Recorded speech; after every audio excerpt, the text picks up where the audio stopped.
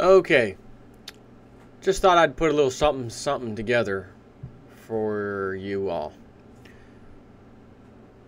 I just read today, I think it was Mexico's mining output for silver has declined 10%. As you already know, there's not really much silver production as far as more production coming online to really meet with the demand.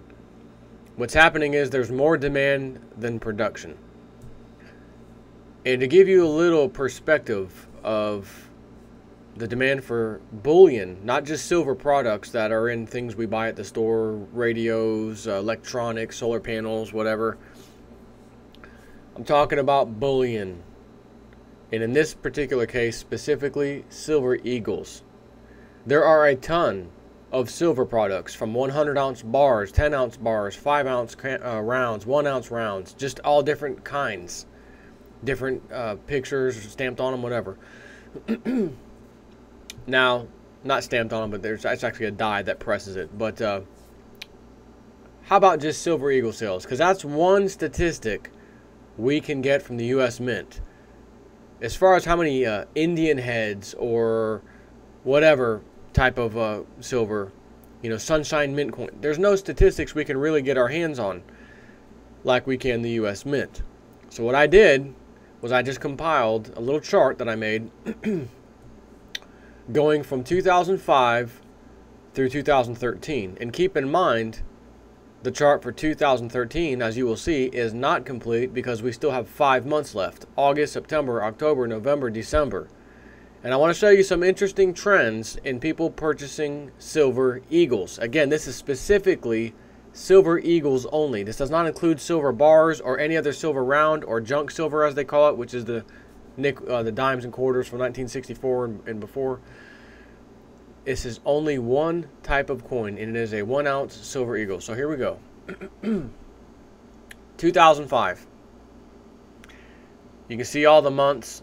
And for whatever reason, it's interesting that it seems like January is always a pretty strong month. You'll notice that as I show you the rest of these. This is 2005. Okay, grand total at the bottom, 8.4 million ounces for the whole year of 2005. Then we go to 2006. Now keep in mind, I haven't actually looked at this moment, but in 2005, I'm pretty sure silver was probably around $7 an ounce. $6 to $7. Man, wouldn't you have liked to got in on it back then? On to 2006. Notice the total is now 10 million ounces. Okay, before 2005, 8 million, 8.4. Then we go to 10 million, 2006. Practically another 10 million, 2007. 2008 rolls around, 19 million. Now that's interesting. 2006 and 2007, we'll go back and forth, they're about roughly 10 million ounces. It basically has just doubled in 1 year, 2008. That is very interesting. And notice in November and December, which is right after the financial crash of October, late September, early October, we have the two large purchases at the end of the year. Now, normally, like you can see, January, 2 million ounces. Again, that January is always strong. But the rest of the year, March, April, May, June, all that, 1 point something million, 1 point something million. Then all of a sudden, November and December, boom, 2 million, 2 million. Right after the financial collapse. So it's almost as if there were some people out there didn't like what they saw, financial news, US dollar, whatever, stock market, let me go get some precious metals. So that's 2008. Again, it has doubled basically from 9.8 million to 19.5 million, roughly it doubled. 2009, we're up 28 million to 28 million. 2010, 34 million. 2011, 39 million. That so far is the record. And as you can see, look at that January. 6.4 million ounces sold. That was a record breaker right there. Now, keep in mind, we're now looking at 2011. So right around that April time frame is when the prices started skyrocketing.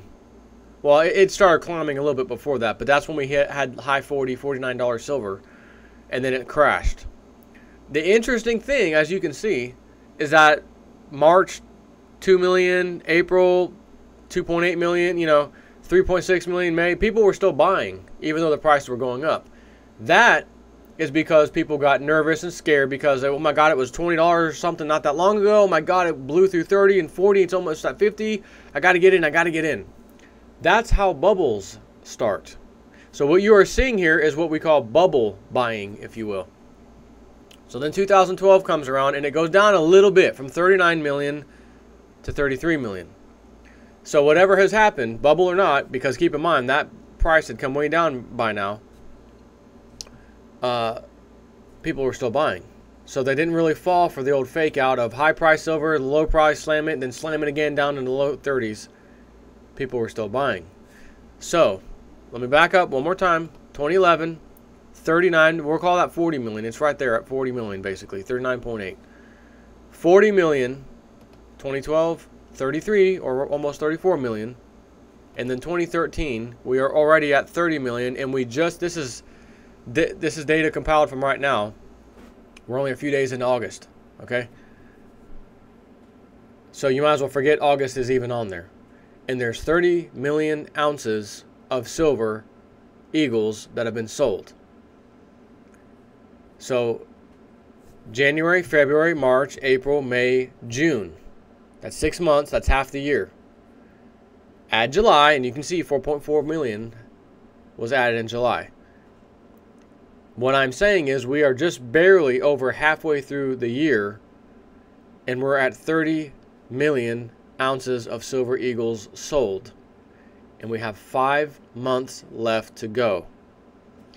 And if by chance the markets have the rug pulled out from under them later this year, September, October timeframe, again, end of the fiscal year, that's when the problems start, we could see another, let me go back, 2008, where you had 1 point something, 1 point something, 1 point something, boom, 2 million all of a sudden, right after the crisis. So if we're seeing, back on 2013, 3 million, 7.4 million in the month of January. That's the newest record. That's the latest record as far as I understand. But then you're seeing numbers, February, March, up 3 million, 3 point something million, 4 million, 3 million, 3 million, 4 million. Let's go back a few years, 2007. Look at these, 500,000, 280,000, 395,000 per month. 2013, 3.3 million, 4.4 million in July. 500,000. You're talking a multiple of roughly 8. 8 times. 2013, we are selling 8 times more silver eagles per month than just a few years ago. A few years ago. That's it. So if the demand has doubled, literally more than doubled, I mean, look at this. Let's go back. 2008. I was at 7 actually, sorry. 2007. 8's when it got interesting. 2008 because of the financial crisis. So 2007, a mere 10 million ounces of silver. 2013, 30 million ounces of silver, and climbing because we still got 5 freaking months left. I'm telling you right now, we could see a 50 million ounce sale of silver eagles for the year of 2013. And let's just assume that, because that's not out of the ballpark. That's not like crazy talk. We're already at 30, right? Doubling that would be 60, but we can't double it because we're just over it by a month. I'm being very fair by saying we should see 50 million. So back in 2007, 10 million. 2013, 6 more years later, 50 million. That's 5 times the amount going out the door. Has silver production, digging, mining gone up 5 times?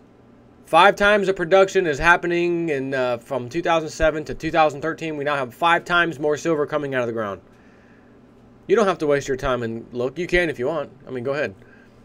The answer is hell no. Not even close. Not even on the radar, okay? Not even on the same planet or galaxy. So as I've said, this is just a matter of time. You have to be patient. You've got to be really, really, really patient. Don't look at the data, like Jim Sinclair says, don't look at the day-to-day prices, gold, silver, up, down, smash, climb, smash, waterfall, decline, back up. Just sit tight. Sit tight and just wait. You can already see the things happening. You can already see them scrambling for gold to put out these fires on the comics. You've already seen JP Morgan's vault on the comics vault under JP Morgan being wiped out. You see the delays of deliveries in London. There's been 2 companies now, banking companies that are hold gold for people. And I did the videos on both of them. One was, I think, AMB Ambro, I think. Notice to all parties, you have until such and such date, which was just a few months out from the time the letter went out, to take delivery or get cash settled. Because after that date, there will be no more delivering of precious metals. We are stopping it. And then shortly after that, another one came out. Another bullion bank, or I don't even know what the actual title of that particular entity, what they are. It's a subsidiary probably of the main company, but nonetheless, it doesn't matter. If you were to just sit here and not care about gold and silver and just look at that and say, hey, you're an investigator, go investigate this, tell me what you can find, you would look at this and say, there's only one conclusion. There's something going on here, and it looks like they don't have precious metals, and they're trying to find a way to weasel out of it, out of having to produce it to people who think they've already paid for it and already own it. That's what you would find automatically. There's nothing else you would find. All of the evidence points to that. So he who has, like the golden rule, they say, the golden rule, he who has the gold makes the rules. And he who has the silver helps make the rules, so to speak. Just an old saying. The bottom line is keep stacking. Do not let the prices bother you. Do not say, oh, I was in at 35. Oh, I was in at, even back in 2011, I was in the 40s. I should sell. I think it's going to go down even more. And you know what? They may smash it again. They may smash it from $20 now to whatever, wherever they want. One final time. They may say, look, we're busted. We're caught. We can't weasel out of this anymore. Let's go out with a bang. And they smash the price one last time. I thought they may have already done that now that we've seen $20 silver. But at the same time, all it is a paper exchange market. And they have all the paper. Therefore, they can push the price wherever they need to or want to set the price. And to be honest with you, when you get upset when they smash it, you shouldn't get upset. You should actually like call them or send them a letter. Dear JP Morgan. Dear JP Morgan. Specifically Jamie Dimon and his little sidekick, what's her name? I can't think of it. I was about to say Lloyd Blankfein. That's the guy from Goldman Sachs. But the little blonde lady, head of the commodities division, JP Morgan, I just cannot think of her freaking name. It's on the tip of my tongue. God. Can't get it. Can't get it. Can't do it. Do it live. Do it. I'll write it and I'll do it live. I'll make up a name. So anyways, thank them. Send them a letter. Dear Mr. and Mrs. JP Morgan, thank you for slamming the price. You've enabled me to use one of your own Chase credit cards to make a massive purchase of silver. Thank you, because I know the price will be skyrocketing soon after, and I will take a little bit of that silver that I purchased with your credit card, sell it to pay off the credit card, and still have a bunch more silver left. Once again, Mr. and Mrs. Jamie Dimon, JP Morgan Chase, thank you. That's what you should be doing. These charts I just showed you that I put together is just more proof that when I'm telling you all these things, and I've studied all this stuff, that it actually really does in fact make sense, and I'm not really talking out of my rear end. Just look at the charts. You can go to the United States Mint right now, the website, and find this information. It's right there. You can put the charts together. There's even a little drop down that'll tell you these numbers right here. I'm not making it up. So take this for what it's worth. Take care.